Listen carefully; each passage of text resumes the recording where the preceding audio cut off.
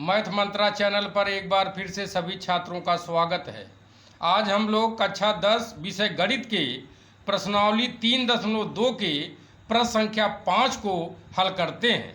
सर्वप्रथम हम यह देखते हैं कि प्रश्न संख्या 5 में ये क्या दे रहे हैं।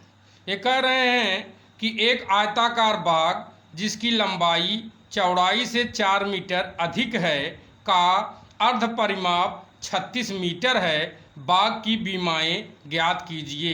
बाग की बीमाएं ज्ञात करने से इनका तात्पर्य बाग की लंबाई और चौड़ाई से ही है।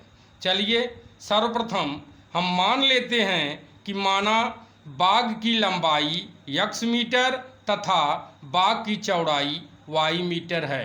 प्रथम शर्त से अब ये कह रहे हैं प्रथम शर्त में कि बाग की लंबाई चौड़ाई से 4 मीटर अधिक है, इसलिए हमने कहा कि x बराबर y, चूँकि लंबाई 4 मीटर अधिक है इसलिए इसको बराबर करने के लिए हमने चौड़ाई में 4 जोड़ दिया। अब y का जब पक्षांतर किया गया तो हमें मिला x माइनस वाई बराबर 4, समीकरण 1 प्राप्त हुआ। अब द्वितीय शर्त में कह रहे हैं कि आयताकार बाग का अर्ध परिमाप 36 मीटर है।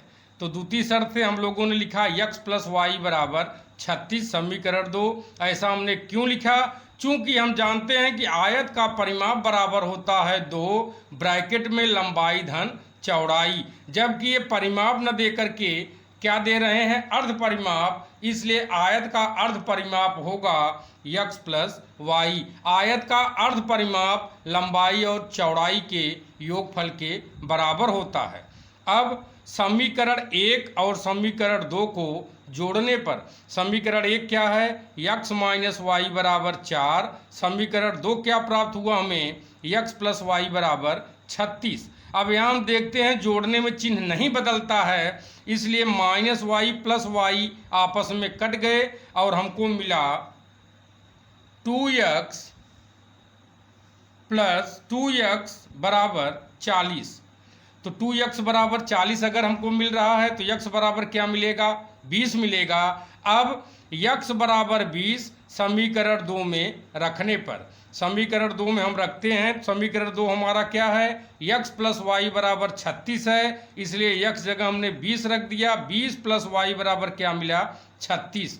अब इसका हम पक्षांतर अगर करते हैं तो हमें प्राप्त होता है y बराबर 36 माइनस 20, और 36 में से हमने 20 निकाला तो हमें y बराबर क्या मिला? 16 मिला। इसलिए हम कह सकते हैं कि बाग की बीमाएं यानी कि बाग की लंबाई 20 मीटर है जबकि बाग की चौड़ाई 16 मीटर है। तो इस तरीके से हम लोगों ने प्रश्न 5 को हल किया। अब हम लोग प्रश्न संख्या 6 की ओर आगे बढ़ते हैं। प्रश्न 6 में ये कह रहे हैं एक रैखिक समीकरण 2x प्लस 3y माइनस 8 बराबर 0 दी गई है।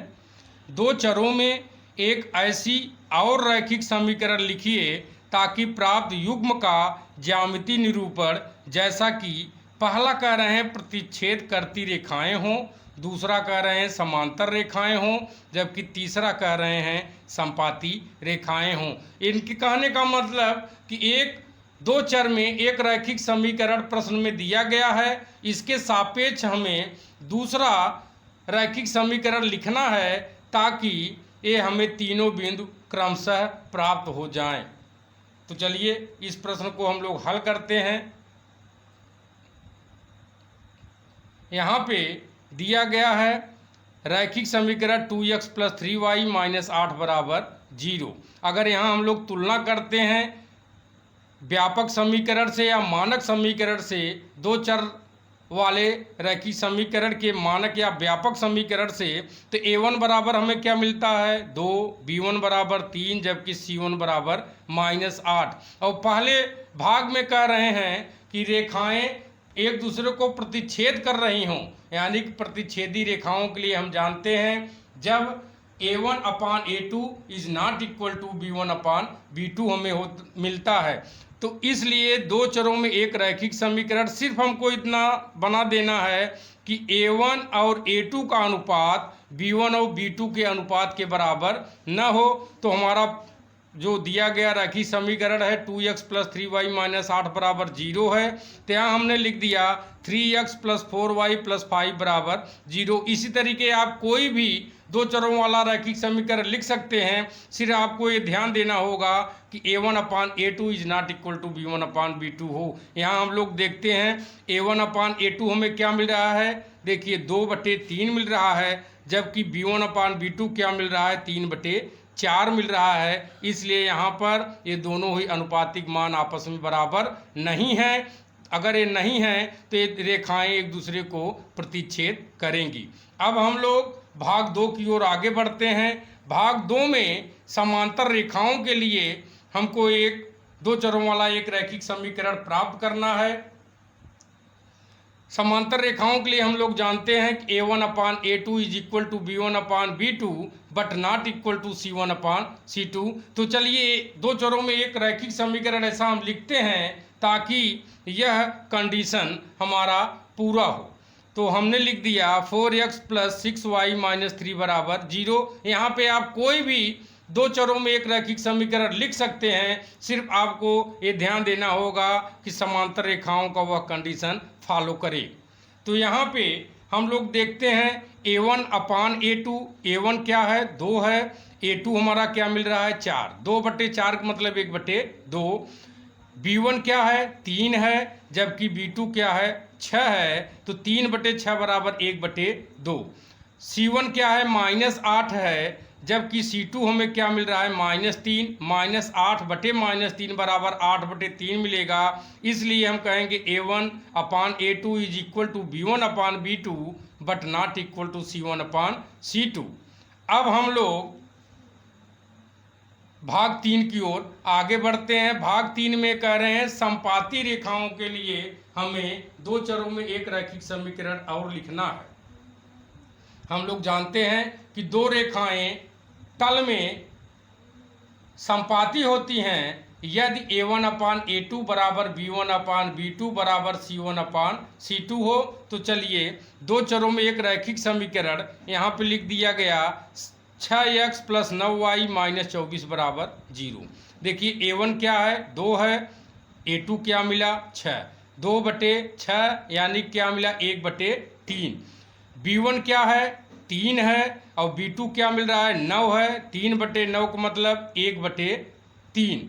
c1 क्या है -8 है, c2 क्या है -24 है, तो -8/-24 बराबर माइनस से माइनस कैंसिल और हमको मिलेगा 1/3। तो यहाँ पर हम लोग देखते हैं a1 upon a2, b1 upon b2 और c1 अपान c2 तीनों ही अनुपातिक मान क्रमशः आपस में समान है। इसलिए यह उदाहरण हमारा बिल्कुल सही है, या हम कह सकते हैं दो चरों में एक रैखिक समीकरण जो हम लोगों ने लिखा है ये बिल्कुल सही है। इसी तरीके से आप कोई भी दो चरों में एक रैखिक समीकरण लिखिए। समपाती होने के लिए तीनों अनुपातिक मान आपस में समान होने चाहिए। समांतर होने के लिए प्रथम और द्वितीय यानी a1 upon a2, b1 upon b2 आपस में समान होने चाहिए, जबकि c1 अपान c2 इन दोनों के बराबर नहीं होना चाहिए। जबकि प्रतिच्छेदी रेखाओं के लिए हम लोग जानते हैं कि a1 अपान a2 और b1 अपान b2 का यह अनुपातिक मान आपस में समान नहीं होना चाहिए। तो इस तरीके से हम लोगों ने प्रश्न संख्या 6 को भी हल किया। अब हम लोग प्रश्न संख्या 7 की ओर आगे बढ़ते हैं। प्रश्न 7 में कह रहे हैं कि समीकरणों x माइनस वाई प्लस 1 बराबर 0 और 3x प्लस 2y माइनस 12 बराबर 0 का ग्राफ खींचिए। x अक्ष और इन रेखाओं से बने त्रिभुज के शीर्षों के निर्देशांक ज्ञात कीजिए और त्रिभुजाकार पटल को छायांकित कीजिए।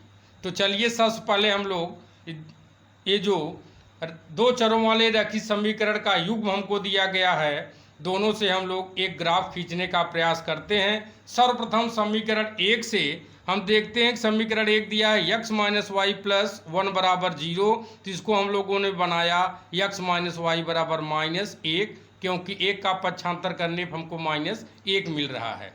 अब यहाँ पर हम लोगों ने तालिका बनाया, टेबल बनाया, तो x बराबर अगर हम लोगों ने 0 रखा तो y बराबर हमें क्या मिलेगा, देखिए माइनस वाई बराबर -1 बन मिलेगा, इसलिए y बराबर क्या मिलेगा, 1 मिलेगा।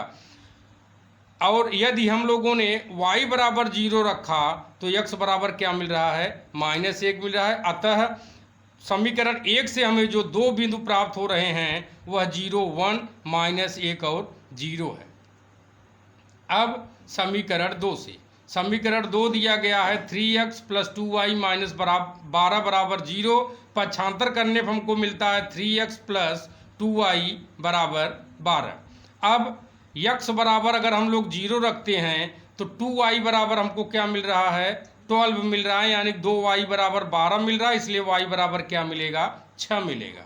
y बराबर अगर हम लोग 0 रखते हैं तो हमें 3x बराबर 12 मिलेगा, इसलिए x बराबर 4 मिलेगा। अतः समीकरण 2 से हमें दो बिंदु जो प्राप्त हुए वे क्रमशः 0, 6 और 4, 0 हैं। अब हम लोग इन चारों ही बिंदुओं की मदद से तल में ग्राफ खींचते हैं और देखते हैं कि हमें कैसा ग्राफ प्राप्त होता है। तो यहाँ पर पहले समीकरण से हमको मिला था 0, 1 और -1, 0। तो हम जानते हैं 0, 1 का मतलब यह x अक्ष पे कहीं नहीं है, लेकिन y अक्ष पे मूल बिंदु से एक इकाई ऊपर की ओर है, तो यहाँ पे हमको बिंदु मिल गया 0, 1। -1, 0 का मतलब यह x अक्ष पे मूल बिंदु से एक इकाई बाईं ओर है, जबकि y अक्ष पे कहीं नहीं है, तो यहाँ पे हमको एक बिंदु मिल गया -1, 0। अब इन दोनों बिंदुओं से होकर जाने वाली एक रेखा हम लोगों ने x - y बराबर -1 खींचा। अब समीकरण 2 से जो दो बिंदु हमको प्राप्त हुए हैं 0, 6 और 4, 0, उसकी सहायता से एक रेखा खींचते हैं। 0, 6 का मतलब हुआ कि यह x अक्ष पे कहीं नहीं है, जबकि y अक्ष पे मूल बिंदु से 6 इकाई ऊपर की ओर स्थित है, तो यहाँ पे हमें मिल गया बिंदु 0, 6। 4, 0 का मतलब यह x अक्ष पे है, लेकिन मूल बिंदु से 4 इकाई दाहिनी ओर स्थित है, तो यह बिंदु हमको मिला 4, 0 और यह y अक्ष पे कहीं नहीं है। अब इस रेखा को हमने मिलाया और यह रेखा कौन सी रेखा है, यह रेखा 3x + 2y बराबर 12 है।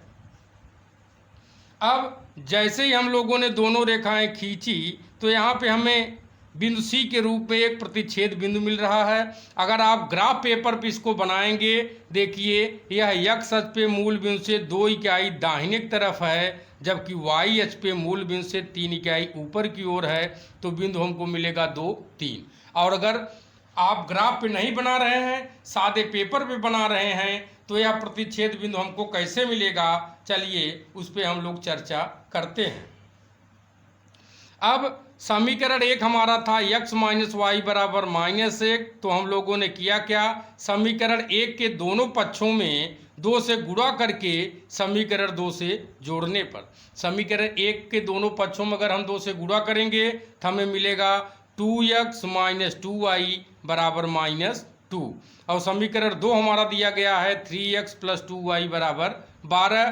तो जैसा कि हम जानते हैं जोड़ते समय समीकरणों के चिन्ह नहीं बदला करते हैं चर राशियों के, तो इस तरीके से -2y + 2y दोनों आपस में कट जाएगा, तो हमें मिलेगा 2x धन 3x बराबर 5x, और 12 में से 2 निकलेगा तो मिलेगा 10। 5x बराबर 10 मिला, इसलिए हमको मिला x बराबर 2, यानी पहला बिंदु x अक्ष पे हमको क्या मिल गया, 2 मिल गया।